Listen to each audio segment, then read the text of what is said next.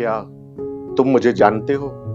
शायद तुम मुझे सिर्फ पत्थरों का एक ढेर समझते हो, या शायद तुम्हारे लिए मैं सिर्फ एक वीकेंड गेटअवे हूं जहां तुम अपनी भागती हुई जिंदगी से कुछ पल चुराने के लिए कभी कभी आ जाया करते हो।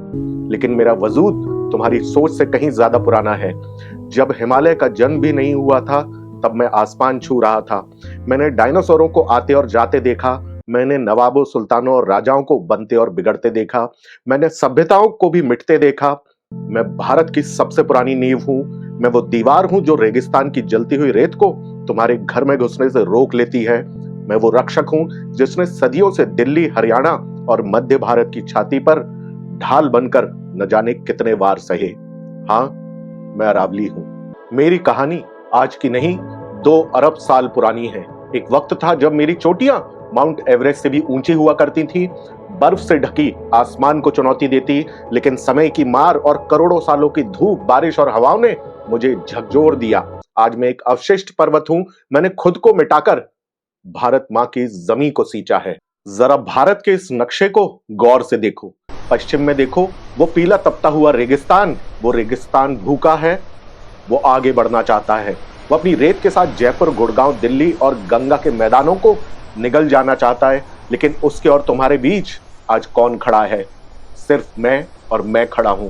गुजरात के पालनपुर से लेकर राजस्थान, हरियाणा होते हुए दिल्ली की रायसीना हिल तक मैं 700 किलोमीटर लंबी एक दीवार बनकर खड़ा हूं।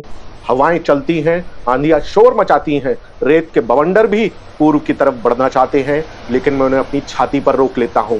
सोचो, अगर मैं ना होता तो आज दिल्ली में कुछ भी नहीं होता, सिर्फ रेत के कुछ टीले ही बचे होते। और तुम्हारा विश्व गुरु भारत सिर्फ एक बंजर जमीन बनकर रह जाता। लोग अक्सर मुझसे शिकायत करते हैं, अरावली, तुम राजस्थान में बारिश क्यों नहीं करवाते? हाँ, ये सच है। मैं हिमालय की तरह बादलों को रोक नहीं पाता।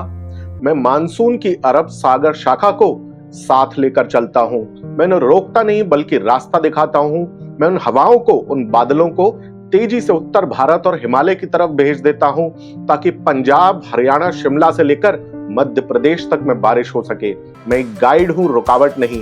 लेकिन इसका यह मतलब नहीं कि मैं प्यासा हूं। जहां मेरे जंगल घने हैं, जहां मेरी हरियाली आज भी बची है, वहां मैं माइक्रो क्लाइमेट बनाता हूं। मैं बादलों को बुलाता हूं। मेरी चट्टानों में जो दरारें हैं वो बारिश की एक एक बूंद को पीकर पाताल में जमा कर देती हैं, ताकि जब तुम कुएं से पानी निकालो तो तुम्हारी प्यास बुझ सके। और ये जो नदियां हैं, बनास, लूनी, साबरमती, ये मुझसे ही, मेरे सीने से निकलती हैं।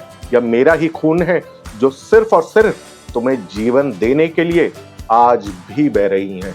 मैंने करोड़ों सालों तक कुदरत की मार सही, लेकिन मैं नहीं टूटा।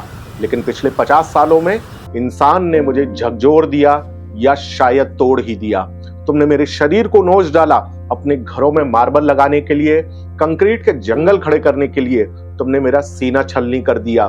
फरीदाबाद, गुरुग्राम, अलवर, जहां कभी मेरे घने जंगल हुआ करते थे, वहां आज सूखी बड़ी बड़ी इमारतें खड़ी हैं जो कभी कभी मुझ पर ही हंसा करती हैं। सुप्रीम कोर्ट चिल्लाता रहा, ढेरों कानून भी बनते रहे, लेकिन खनन माफिया ने मुझे रात के अंधेरों में डायनामाइट से उड़ा दिया। तुम भूल गए, जब रक्षक ही नहीं रहेगा तो किसका घर बचेगा? मैं अरावली हूं। मैं फिर भी खड़ा रहूंगा, शायद कुछ साल और।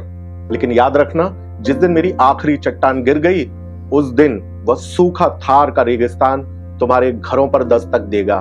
धूल भरी आंधियां तुम्हारा सांस लेना भी मुश्किल कर देंगी। तुम्हारा ग्राउंड वाटर भी सूख चुका होगा। मैं तो पत्थर हूं, मैं इंतजार कर लूंगा। लेकिन क्या तुम और तुम्हारी पुश्तें बिना पानी और हवा के इंतजार कर पाएंगे? फैसला तुम्हारा है। मुझे बचाओगे या मेरे साथ साथ खुद को ही मिटा दोगे? मैं तो अरावली हूं, मैं इंतजार कर लूंगा।